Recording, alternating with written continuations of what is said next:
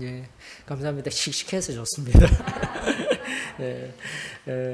다년간 이제 오랫동안 영적인 침체기 속에 있을 때에 제가 참 고민했던 것이 청년들이 청년답지를 못하고 애 늙은이 같은. 물론 저도 포함됐었거든요.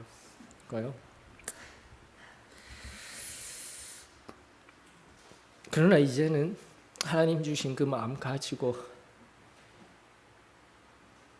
그 영혼의 자유함을 마음껏 표현하고 하나님 앞에 다윗과 같이 배꼽이 보이든 말든 하나님 앞에 춤추며 예배할 수 있는 세대가 일어서는 꿈을 꾸게 하여 주시니 감사를 드립니다. 시점에서 바라보지 마십시오.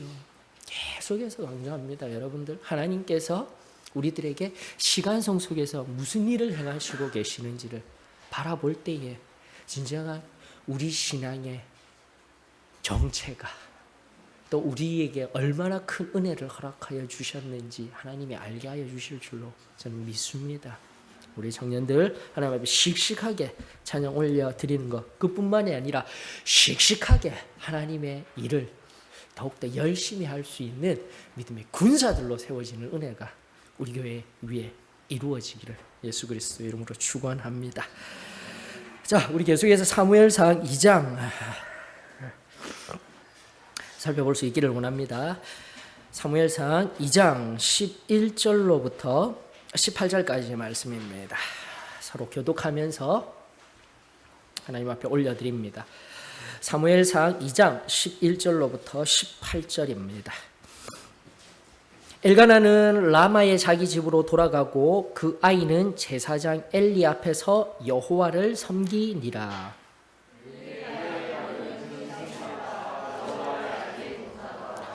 그 제사장들이 백성에게 행하는 관습은 이러하니 곧 어떤 사람이 제사를 드리고 그 고기를 삶을 때에 제사장의 사환이 손에 3살 갈고리를 가지고 와서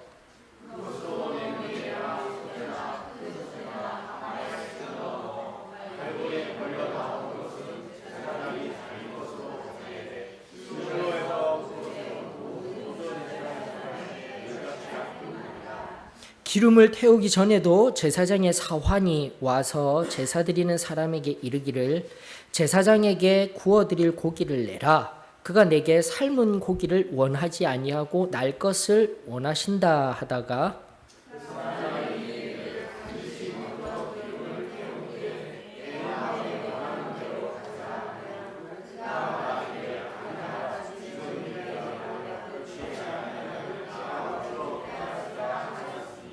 이 소년들의 죄가 여호와 앞에 심히 크면 그들이 여호와의 제사를 멸시함이었더라.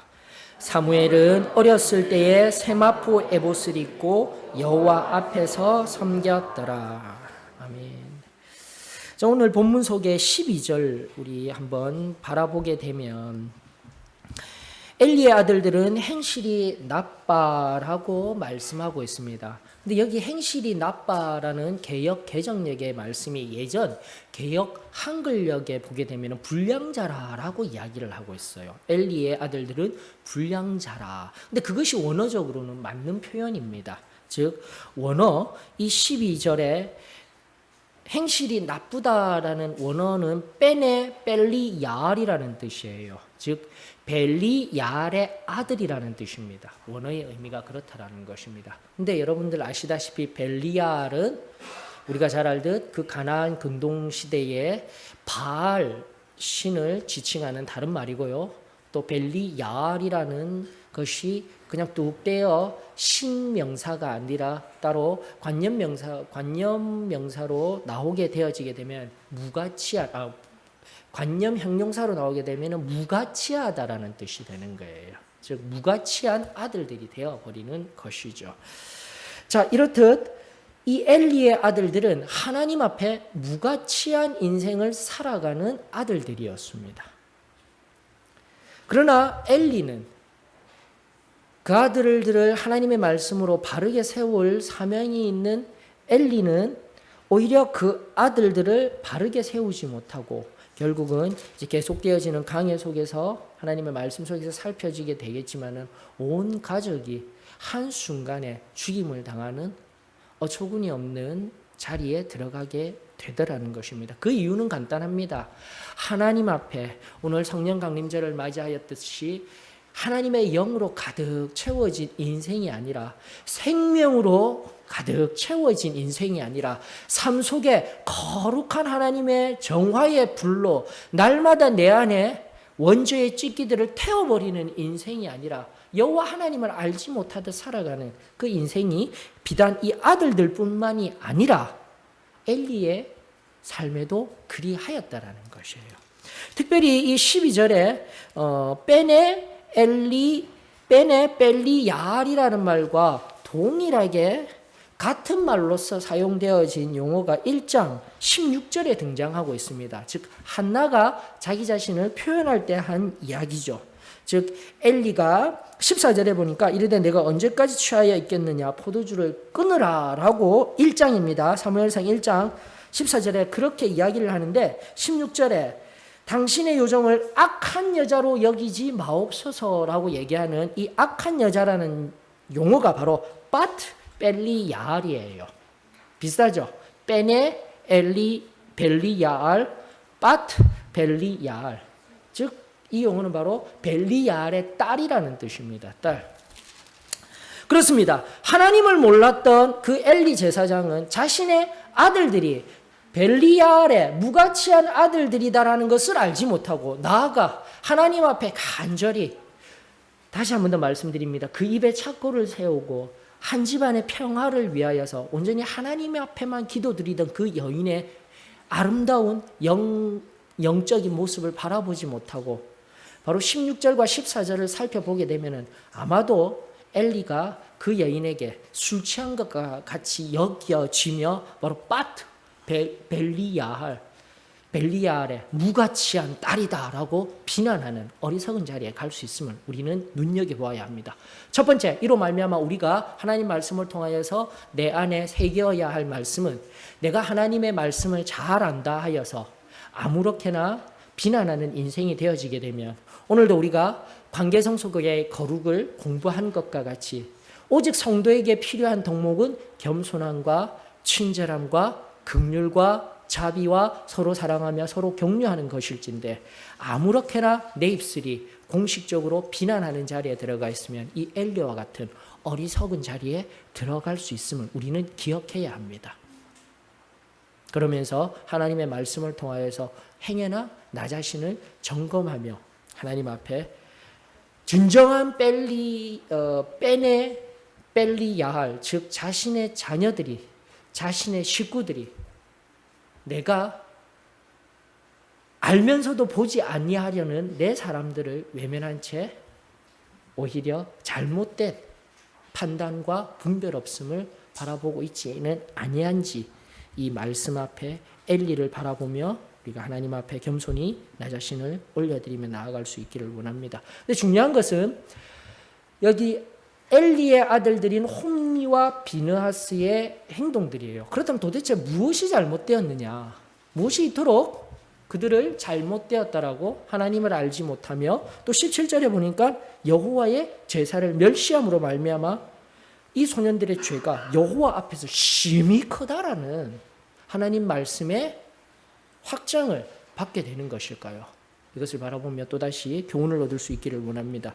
자, 두 가지의 엘리 아들들이 잘못한 사실을 우리는 말씀을 통해서 알 수가 있습니다. 두 가지가 뭐냐면 첫 번째는 13절, 14절을 통해서 알게 되고 두 번째는 15절, 16절을 통해서 우리가 알게 됩니다. 먼저 13절, 14절의 말씀 한번 볼까요? 그 제사장들이 백성에게 행하는 관습은 여기서 제사장들이라면 바로 엘리의 아들들입니다. 이러하니 곧 어떤 사람이 제사를 드리고 그 고기를 삶을 때에 제사장의 사환이 손에 새살갈고리를 가지고 와서 그것으로 냄비에나 솥에나 큰 솥에나 가마에 찔러 넣어 갈고리에 걸려 나오는 것은 제사장이 자기 것으로 가지되 실로에서 그곳에 온 모든 이스라엘 사람에게 이같이 할 뿐 아니라.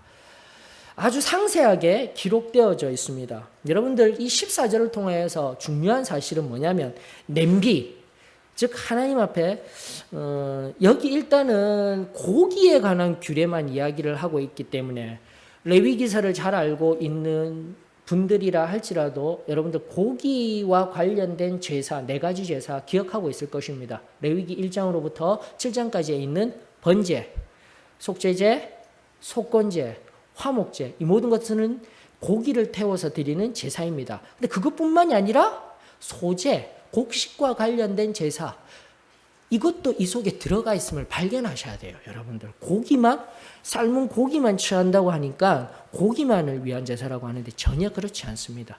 즉 제사와 관련된 모든 재물을 아무렇게나, 즉 자기 뜻대로 가져가 버리는 모습이 바로 14절에 되어져 있는데, 이게 바로 냄비나 솥이나 큰 솥이나 가마이나, 이 냄비는 뭐냐면 바로 소재 올려드린 것들을 구워서 하나님 앞에 올려드리는 무교병, 무교존병을 만들 때에 사용되어지는 제사 그릇이에요. 여러분들 이것이 핵심입니다. 무차별적으로 하나님 앞에 드리고 난 뒤에 고기들, 특별히 이제 잠시 후면 레위기서를 조금 살펴보시면서 원래 제사장의 몫은 따로 있었습니다. 그럼에도 불구하고 하나님 앞에 제사 드리고 난 뒤에 아무렇게나 탐욕스럽게 가져갔던 것, 그것이 첫 번째 이 엘리 아들들이 범한 잘못된 모습이다라는 거죠. 레위기 7장 28절로부터 34절까지 우리 다 같이 한번 가볼까요? 어떠한 말씀이 있는지. 속죄제, 속건제에 관해서는 여러분들 따로 살피지 아니하여도 됩니다. 속죄제, 속건제의 고기는 모두 제사장의 몫입니다. 태워드릴 것 빼고요. 그리고 번제는 모두 다 태워버려요. 그래서 번제를 드렸을 때에 제사장 몫으로 돌아오는 것은 가죽 하나뿐입니다. 근데 중요한 것은 여러분들 성경을 바라보면서 여기 지금 실로라는 곳에서 제사 드리는 것이 중앙성소이기 때문에 속죄제, 속건제 이 모든 것까지 다 한다라고 하기보다는, 그리고 또 나아가 엘리라는 대제사장이 있기 때문에 이들이 하기보다는 홈리와 비느하스는 화목제물만 드리는 것 같아요. 화목제물에만 이들이 하나님 앞에 올려드리고 가지는 것 같아요. 그래, 이건 지금 성경 공부 시간이 아니기 때문에 좀 더 다양하게 우리가 좀 더 깊이 있게 살펴보지는 아니하겠는데, 여러분 미리 살펴드립니다. 앞서 말씀드린 번제다, 속죄제다, 속건제다, 이것은 다 내어보내시고, 또 수요 성경 통독 시간을 가지고 계시는 그 지식들도 다 내어보내시고 화목 제물이었다라는 것만 초점을 맞추십시다. 도대체 화목 제물이 어떠한 제물이었는가, 그리고 제사장이 취할 것은 무엇이었는가만 우리 살펴보았으면 좋겠어요. 7장 한번 보십시다. 7장 28절로 34절 보십니다. 여호와께서 모세에게 말씀하여 이르시되 이스라엘 자손에게 말하여 이르라. 화목제물을 여호와께 드리려는 자는 그 화목제물 중에서 그의 예물을 여호와께 가져오되 여호와의 화목제물은 그 사람이 자기 손으로 가져올지니 곧 그 제물의 기름과 가슴을 가져올 것이요 제사장은 그 가슴을 여호와 앞에 흔들어 요제를 삼고 그 기름은 제단 위에서 불사를 것이며 가슴은 아론과 그의 자손에게 돌릴 것이며 또 너희는 그 화목제물의 오른쪽 뒷다리를 제사장에게 주어 거제를 삼을지니 아론의 자손 중에서 화목제물의 피와 기름을 드리는 자는 그 오른쪽 뒷다리를 자기의 소득으로 삼을 것이니라. 내가 이스라엘 자손의 화목제물 중에서 그 흔든 가슴과 등 뒷다리를 가져다가 제사장 아론과 그의 자손에게 주었나니 이는 이스라엘 자손에게서 받을 영원한 소득이니라. 그렇습니다. 화목제물은 다른 것이 아니에요. 커다란 소를 잡든 양을 잡든 하나님 앞에 내어드리고 그가 취할 것은 앞가슴살 그리고 뒷다리 살 뿐이었어요. 그리고 남은 모든 중요한 부위의 고기들은 백성들이 화목하고 백성들이 나누어야 할 몫이라는 것입니다. 자, 첫 번째 기억하십시다.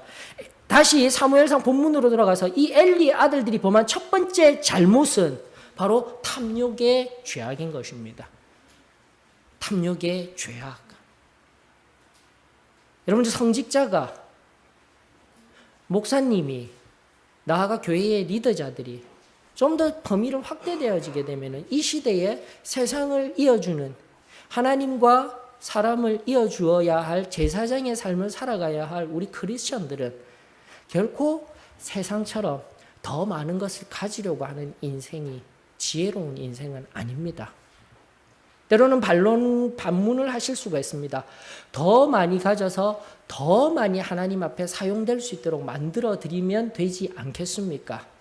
근데 대다수 많은 경우 물질에 더 많은 것을 가지려 하게 되면 결국은 그 처음 가졌던 마음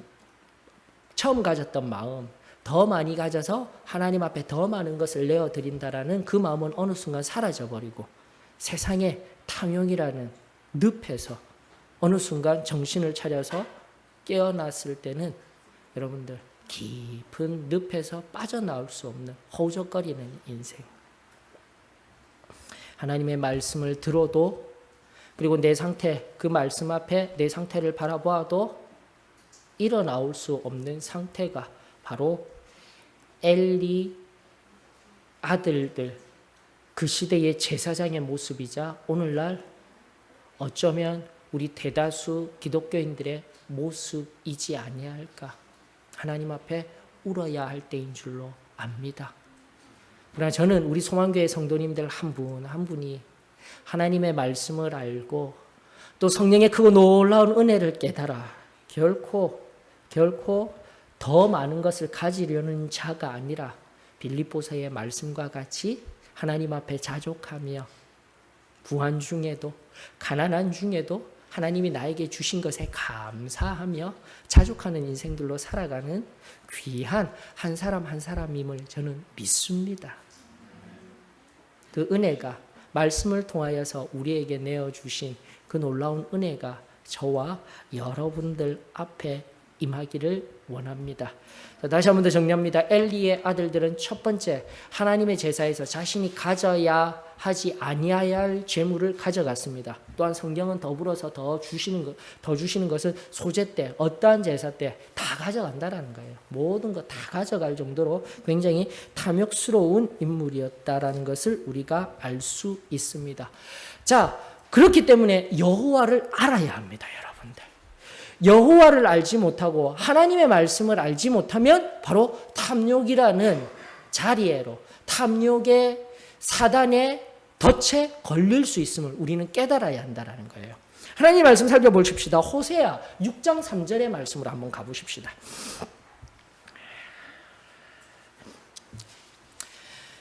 호세아 6장 3절의 말씀이 우리들에게 아주 귀중한 영적 의미를 제공하고 있습니다. 참으로 하나님을 아는 것에 관해서 우리들에게 귀한 지혜를 주는 말씀입니다. 호세아 6장 3절 다 같이 읽습니다. 시작. 그러므로 우리가 여호와를 알자. 힘써 여호와를 알자. 그의 나타나심은 새벽 빛같이 어김이 없나니 비와 같이 땅을 적시는 늦은 비와 같이 우리에게 임하시리라 하니라. 여러분 보세요. 6장 3절 속에 보이지 아니하는 하나님 앞에 녹아있는 우리 인생들에게 들려주시는 진리는 뭐냐면은 당시에 농경사회보다도 더 나아가서 어쩌면 농경사회 일단 농사를 짓고 사는 사회라고 우리 하십시다. 그 사회 속에서 엄밀하게 따지면 이스라엘 백성들은 여기저기 다니는 유목사회예요. 그러나 그런 유목민의 삶을 떠나서 결국 가나안에 정착한 농경사회를 살아가고 있는 이들에게 아주 적절한 말씀이에요. 결코 탐욕의 삶을 살지 말으라는 거예요. 하나님은 새벽빛같이 아침에 새벽빛, 즉 그 태양이 일어나서 식물을 잘 자라게 할 수 있는 빛을 주시는 분이 누구예요? 여호와 하나님이시다라는 거예요. 때를 따라 비를 내어주시는 분이 누구다라는 것입니까? 여호와 하나님이다라는 거예요. 내가 열심히 노력을 해서 내 힘으로 말미암아 세상 가운데 많은 것을 더 얻는 인생이 진정한 여호와 하나님을 알고 하나님의 뜻대로 살아가는 인생이 아니라 여호와 하나님을 알고 힘써 안 진정한 하나님의 백성은, 하나님의 자녀는 바로 하나님이 주신 것들에 아멘으로 화답하며 감사하며 자족하며 살아가는 인생입니다 라는 것이 바로 호세아서 6장 3절 속에 녹아있는 하나님의 지혜의 말씀이다라는 것입니다. 사랑하는 성도 여러분, 어떠셔요? 그래도 항상 볼 때마다 내 삶은 부족한 것 같아요. 상대적인 겁니다. 제가 누차 강조하고 있습니다. 요즘 조금 신앙의 범주를 넘어서 조금만 눈을 들어서 바깥을 바라보게 되면은 이 대한민국, 우리가 참으로 어려운 시기를 살아간다 하고 있지만은 여러분들, 언젠가 GDP 얘기해드렸죠. 11번째로, 물질로서는 11번째로 부강한 나라를 살아가는 것. 이거 하나님 앞에 감사를 드려야 합니다. 정말 하나님께서요, 우리 먹거리 걱정하지 아니하도록 한 끼 한 끼 먹을 수 있는 은혜. 100년 전에는요, 이 땅의 90%가, 여러분 산업혁명 그 이전에, 요즘 제가 늘 보는, 이맘때 되면은 5월만 되면은 제가 늘 보는 것이 2016년 매년마다 일어나는, 그 전에 있었던 다보스 포럼, 스위스 다보스 포럼 리포트를 꼭 봅니다. 이맘때 되면 꼭 보고 있어요. 근데 이제 핵심 화두가 뭐냐면은 인공지능발 제4차 산업혁명이라고 명명되었지. 그 산업에 대하여서 자세하게 소개를 시켜드리고 있더라고요. 여러분들 1차 산업으로 인하여서 철도와 전기의 발달로 인해서 기계가 혁명된 산업이죠. 2차 산업 전기로 인하여서, 그리고 컨베이어 시스템이라고 분업화로 대량 생산되어진 그때로부터 우리의 식량, 먹거리의 문화가 완전히 달라졌어요. 거의 100년 전의 일일 뿐입니다, 여러분들. 100년, 150년 전 일일 뿐이에요. 인류의 80% 이상이 하루 먹거리가 없어서 살아가던 것이 진정 앞전세기 전의 모습이었다라는 겁니다. 다시 한 번 더 얼마나 감사한지 몰라요. 헬조선이네. 그리고 상황을 바라보면서 내 상황이 너무 힘드네. 상대적인 관점에서 나는 아직도 더 가져야 되네. 아닙니다, 여러분들. 목회자인 저 많이 가지지 아니하지만은 교회에서 주시는 그것만으로도요, 저는 너무나 행복해요. 적은 게 아니에요. 참으로 만족하며 하나님 앞에 감사하며 내어드리니까 아무런 부족함 없이 살아갈 수 있는 것. 이것이 바로 하나님이 우리 한국 땅 위에, 우리 대한민국을 살아가는 우리 한 사람 한 사람에게 주신 복입니다. 감사할 수 있는 은혜가 있기를 원합니다. 다시 한번 크리스찬은 계속해서 강조합니다. 처음에 가졌던 만큼 더 많은 것을 가져서 더 많이 섬기겠습니다. 그것은 전도되어지고 오늘날의 사회의 어두운 사단의 영역 속에서 탐욕의 늪에 빠져서 어느 순간 내가 내 영혼을 도둑질 당하여서 어느 곳 어느 자리에 있을지 모릅니다. 하나님 앞에 다시금 오늘 주신 말씀 앞에서 겸손히 엎드려 엘리의 제사장, 이 탐욕스러운 모습 속에서 우리의 모습들이 발견되어지지 아니하도록 하나님 앞에 겸손히 나아가는 은혜가 있기를 원합니다. 두 번째 볼까요? 두 번째, 이것은 아무것도 아니었더랬습니다, 여러분들. 지금 여호와를 아는 것, 그것으로 인하여서 자족하는 법을 알았다라면 결코 이 홈리와 비누아스 엘리의 제사장은 욕심을 내지 아니하였을 것입니다. 근데 더욱더 잘못된 핵심적인 문제가 바로 15절로부터 16절에 등장하고 있습니다. 사무엘상 2장 15절 16절입니다. 기름을 태우기 전에도 제사장의 사한이 와서 제사 드리는 사람에게 이르기를 제사장에게 구워드릴 고기를 내라. 그가 내게 삶은 고기를 원하지 아니하고 날 것을 원하신다 하다가 그 사람이 이르기를 반드시 먼저 기름을 태운 후에 내 마음에 원하는 대로 가지라 하면 그가 말하기를 아니라 지금 내게 내라. 그렇지 아니하면 내가 억지로 빼앗으리라 하였으니. 바로 이거예요, 여러분들. 앞선 것은 제사 후에 제사 제물에 관한 것이에요. 또 탐욕 좀 부리다가 하나님 앞에 다시금 돌아서면 가능합니다. 그런데 이 지금 15절로부터 16절의 말씀은 하나님 앞에 제사 드리는 것 자체를 막고 있는 거예요. 레위기 3장으로 가보십시다. 레위기 3장 3절로부터 5절의 말씀, 다시금 다른 제물, 다른 제사 방법들 하나하나 살펴보면서 바라보지 말고 화목제와 관련해서 우리 살펴보십시다. 레위기 3장 3절로부터 5절에 이렇게 말씀하고 있습니다. 그는 또 그 화목제의 제물 중에서 여호와께 화제를 드릴지니 곧 내장에 덮인 기름과 내장에 붙은 모든 기름과 두 콩팥과 그 위에 기름 곧 허리 쪽에 있는 것과 간에 덮인 꺼풀, 이것도 기름이죠. 콩팥과 함께 떼어낼 것이요 아론의 자손은 그것을 제단 위에 불 위에 있는 나무 위에 번제물 위에서 살을 찌니 이는 화제라 여호와께 향기로운 냄새니라. 이것이 하나님의 말씀이었습니다. 하나님 앞에 그 백성들이 나와 하나님과 화목한 자리에 나아가기 위해서는 반드시 그 제물 속에 있던 기름들 하나님 앞에 태워서 올려드려야 그 제물을 받으시고 그 제사를 받으시는데, 이 제사장들은 제물을 가지고 간 게 중요한 것이 아니라 바로 하나님 앞에 바로 예배드리게 하고 하나님 앞에 화목되게 하여야 할 그 모든 일들을 다 막아서고, 디딤돌이 되는 인생이 아니라, 이건 디딤돌 걸림돌도 아니에요. 하나님 앞에 완전히 범죄를 하고 있는 거예요. 이 백성들이 결코 나아가지 못하도록. 이것이 바로 17절이 이야기하듯 여호와 하나님의 제사를 멸시함으로, 여기서 멸시하다라는 히브리 용어는요, 거부하다라는, 나츠라는 용어예요. 나츠라는 용어. 여호와 하나님의 제사를 하지 아니하도록 제사장이 거부하고 있다라는 것이에요. 여러분, 제사장이 무엇하는 사람입니까? 거룩하신 하나님과 바로 죄된 인간을 유일하게 이을 수 있는 구약시대의 유일한 도구였어요. 신약시대를 살아가는 우리들에게는 예수 그리스도의 십자가에 보여 그 십자가를 향한 믿음만으로 우리가 단번에 하나님 앞에 나아갈 수 있지만, 구약시대에서는 유일하게 이 제사장을 통하여서 내가 함부로 제사 드려서 내가 해결할 수 있으면 얼마나 좋아요. 그런데 그것이 절대 안 되는데, 이 백성들이 살아야 되는데, 이 백성들이 죽어가고 있는데도 그 제사를 딱 막아서 놓고 있는 것, 이것이 바로 엘리 제사장들의 중대한 범죄였다라는 것입니다. 두렵고 떨릴 일이에요, 여러분들. 바로 12절이 말하듯 여호와를 알지 못함으로, 나아가 그 여호와 하나님을 제대로 알지 못하며 자기 탐욕으로, 그리고 여호와 하나님 앞에 드려야 할 제사의 방법들을 다 무시하고 하나님이 받으시며 하나님 앞에 완전한 제사가 되어져야 하는데 그것을 막고 있는 그 엘리 제사장으로 말미암아 여호와 앞에 드리는 제사 자체가 드려지지 아니하고 있을 때에,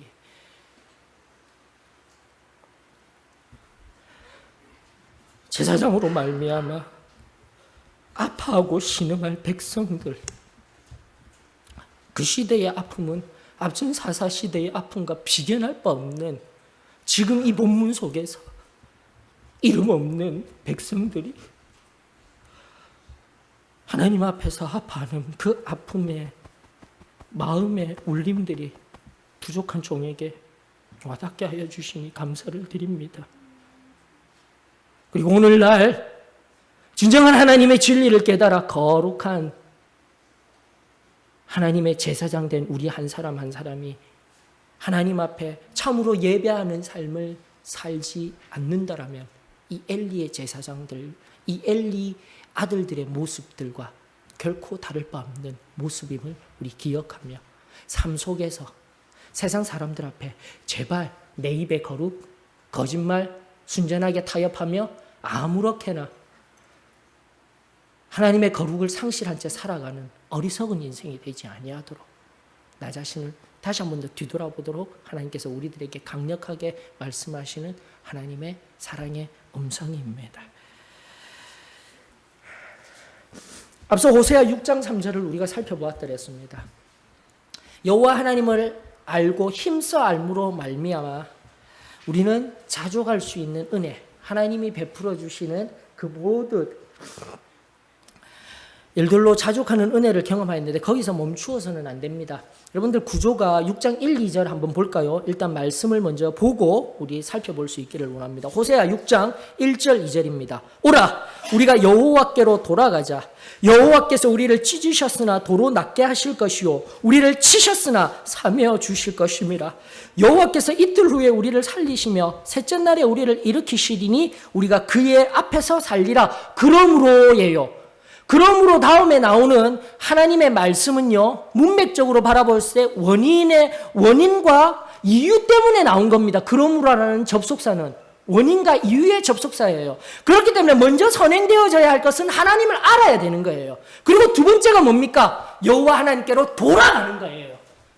여호와 하나님을 알고 하나님이 우리들에게 베풀어 주시는 이 놀라운 삶의 순간순간마다 감사하며 여호와 하나님께 다시금 내가 그전날 알았던 그 사랑을 잊어버리고 세상을 향하여서 나아가고 있을 때 다시금 돌아가게 될 때, 사무엘상 본문에 있는 이 백성들이 다시금 하나님 앞에 화목을 이루길 위하여서 다시 돌아오게 될 때, 제사장들이 바르게 서서 하나님 앞에 온전한 제사를 드리며 그 기름의 향기가 하나님 앞에 하나님이 기뻐하시는 흠양하시는 참된 기름의 제사가 되어질 때 우리의 모든 아픔과 죄로 인하여서 부서지고 멍들은 모든 우리의 삶의 아픔들과 우리 영혼에 다시 회복되어지며 치유하시며 만져주시겠다라는 이 약속이 오늘날 우리 교회 가운데 또 믿는 우리들 가운데 흘러가기를 원합니다. 나아가 세상을 향하여서 하나님의 이 말씀이 온전히 흘러갈 수 있기를 원합니다. 하나님을 알아 자주의 영으로 탐욕의 모든 것을 내려놓았다면 이제는 완전히 하나님 앞에 돌아서서 하나님 앞에 온전히 회개하여 나아가는 은혜가 있기를 원합니다. 여러분도 호세아서를 보게 되면요, 눈물로 볼 수밖에 없어요. 호세아를 통하여서 고멜이라는 난잡한 여인과 결혼시키시고 아이 낳게 하시고요. 그것이 바로 지금 북이스라엘의 모습이야. 여러분 6장의 이 본문 말씀이 세상을 향해서 그저 열린 것이 아니라 하나님을 잘 알고 이들이 내 아들들이었는데 이들이 내 딸들이었는데 하나님 곁을 떠나 세상 가운데 있는 그들에게 다시 돌아오라라고 말씀하여 주시는 호세아 선지자의 삶을 통하여서 하나님께서 애끓게 다시 찾기를 원하시는 하나님의 사랑의 음성임을 우리 잊지 아니하기를 원합니다. 왜 이 호세아서 6장 3절과 1, 2절 이렇게 바라보게 되어지냐면 여기 있는 거예요, 여러분들. 화목제물이라는 것은 또다시 로마서를 찾지 않겠습니다. 로마서를 통하여서 그리고 우리의 고백을 통하여서 화목제물은 바로 하나님, 거룩하신 하나님과 죄된 우리가 이어지는 예수 그리스도의 보혈로 말미암아 화목제물이 되어주시고 우리의 모든 죄를 사하는 그 놀라운 은혜, 그 은혜가 바로 이 말씀 속에서 깨어지고 부서지고 아파하고 신음하는 것, 치유받지 못하고 피 흘리며 그 상처가 싸매어지지 못하고 아파하고 신음하는 이들이 다시금 예수 그리스도를 통하여서 참된 화목제물이 하나님 앞에 온전히 올려드림으로 말미암아 하나님이 기뻐하시는 교회가 저는 우리 소망교회가 되어지기를 간절히 원합니다. 다시금 우리 교회 앞에 날마다 예수 그리스도의 피보혈을 통한 화목제물이 올려드리워지게 되며 엘리 제사장들과 같이 타협하며 제 마음대로 하나님 앞에 드려야 할 것, 하나님 앞에 올려드려야 할 바를 예배의 양식, 하나님이 말씀하여 주신 것들 선하지 아니하고 그저 세상 속에서 사람들이 줄 수 있는, 인간이 줄 수 있는 위로의 말만이 흘러나가는 오늘날의 세대 앞에 하나님의 말씀이 오늘 우리들 가운데 흘러가며 한 영혼 한 영혼을 만지시며 여호와 하나님께서 다시금 우리를 회복시키시며 여호와 하나님 앞에 그렇게 돌아선 심령들 위에 싸매어 주시고 위로하여 주시고 품어주시는 하나님의 은혜가 저는 우리 소망교회에 임하기를 간절히 원합니다. 결론의 말씀 읽겠습니다. 여러분들, 그러면서 13절 가장 앞에 백성에게 행하는 관습이 되어져 있더라고 했어요. 제사의 제물을 아무렇게나 편취하고 하나님 앞에 올바른 죄의 해결을 할 수 있는 화목제물, 화목제사를 드리지 못하는 이것이 관습이 되어져 있어요. 히브리어 미쉬파트는 시간의 흐름 속에서 하나님의 말씀과 같이 되어진 것들이에요. 신명기에 의하면 법도라고 되어진 용어죠. 미쉬파트. 근데 그것을 바로 이 엘리의 아들들, 그 시대 가운데 잘못된 것들을 행하고 있는 이들에 의하여서 백성들에게 관습이 되었다라는 것. 이것이 정말 아무런 시대 아닙니까? 아픈 시대 아닙니까? 하나님의 말씀이 온전히 전해지지 못하고 하나님의 은혜의 자리에 나오지 못하고 참된 화목제사를 드리지 못하고 탐욕이라는 어두운 그늘이 교회에, 영광된 교회 안에서 어두운 뒤편에 서서 그 이면에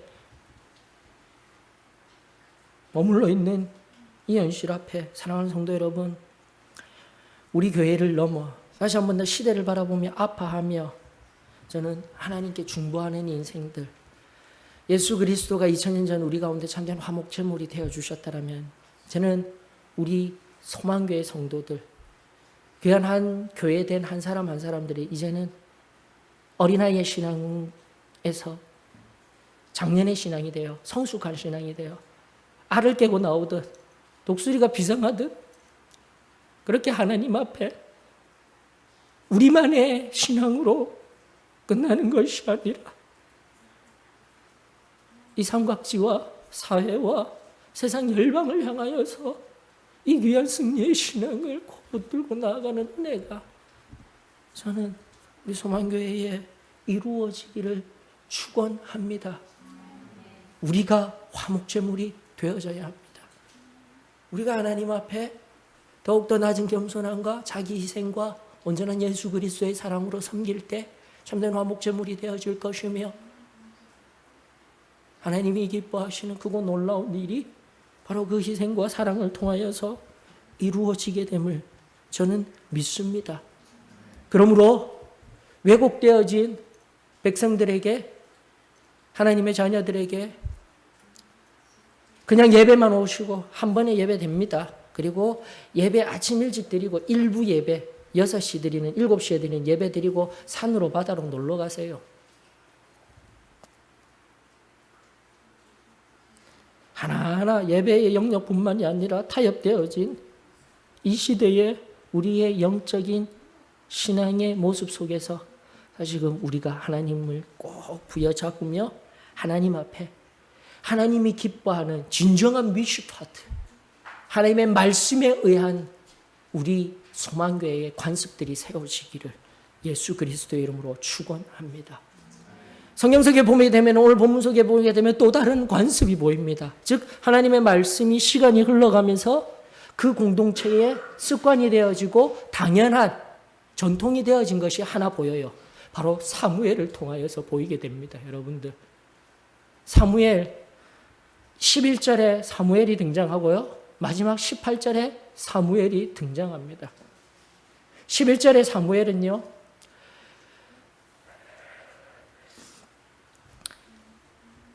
엘가나는 라마의 집으로 가고 그 아이는 제사장 엘리 앞에서 여호와를 섬기더라라고 이야기를 하고 있어요. 처음에는요, 여호와가 아닌 엘리 앞에서 여호와 하나님을 섬기는 제일 첫 번째 모습이 보입니다.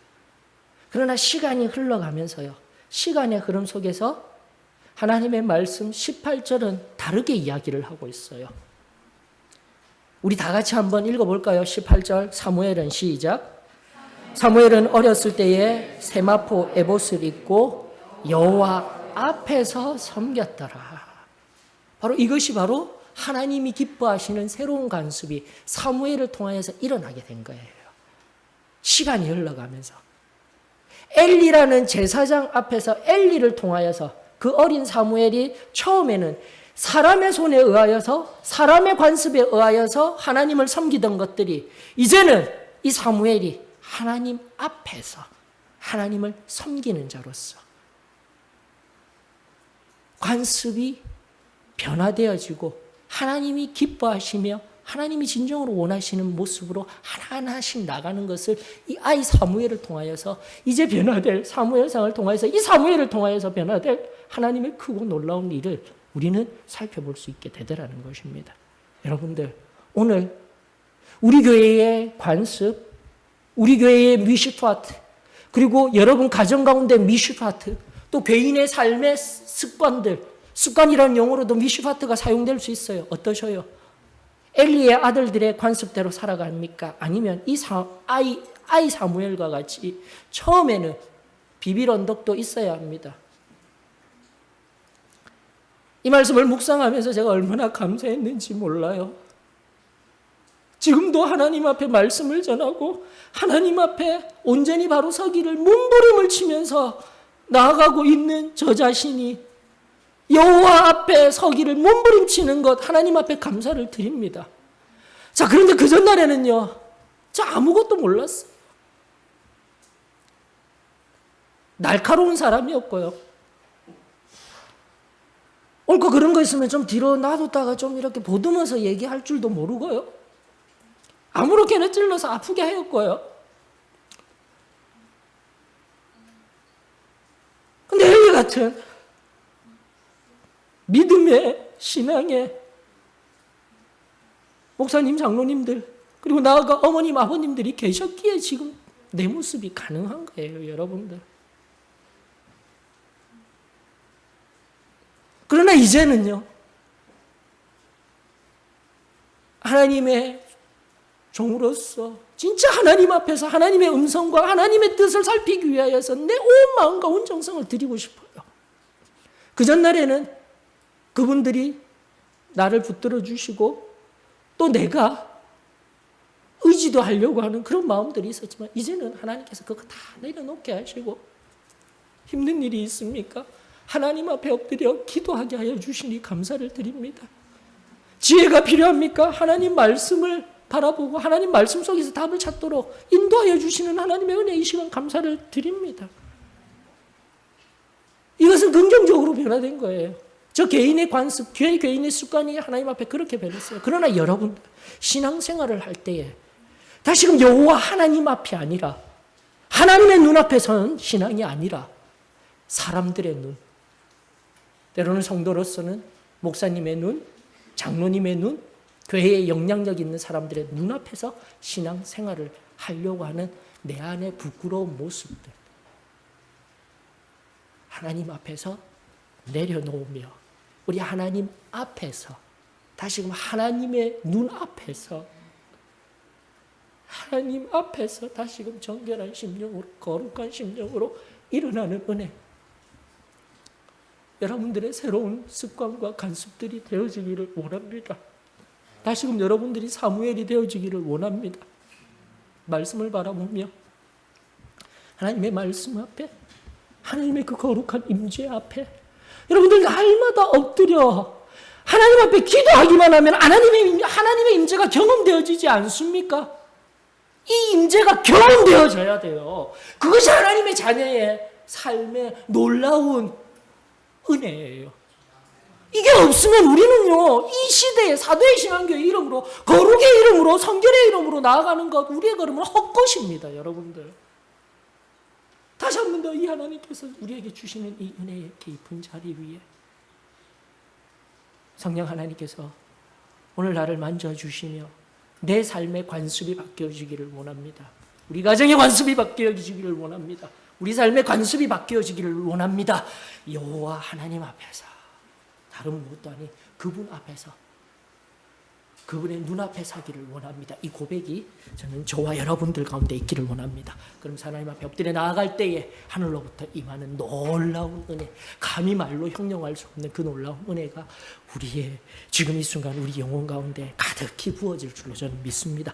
다 같이 일어나셔서 찬송가 419장입니다. 419장 다시 한 번 더 음미하면서 하나님 앞에 올려드리면서 깊은 은혜의 자리로, 이 기도의 자리로 나아가는 은혜가 있기를 원합니다. 419장입니다.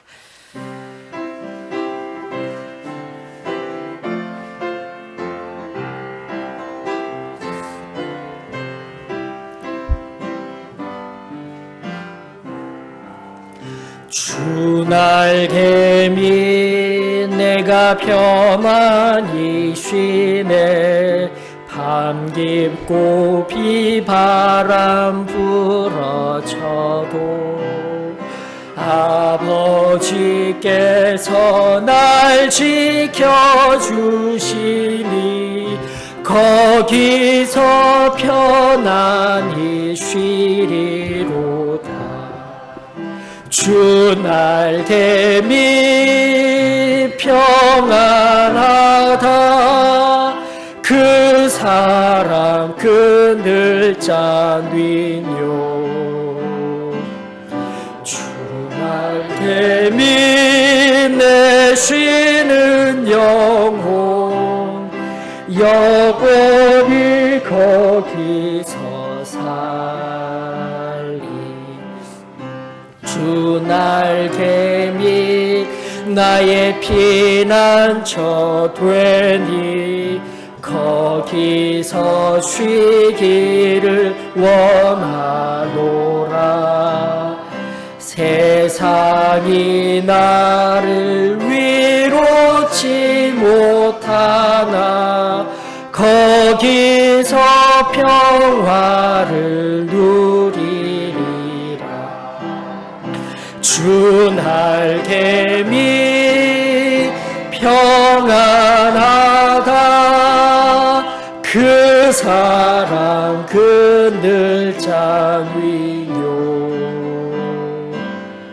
주 날개미 내 쉬는 영혼 영원히 거기서 살리. 주 날개미 참된 기쁨이 있네. 고달픈 세상 길 가는 동안 나 거기 숨어 돌보심을 받고 영원한 안식을 얻으리라. 주 날개미 평안하다. 그 사랑 그늘 장위요. 주 날개미 내 쉬는 영혼 영원히 거기서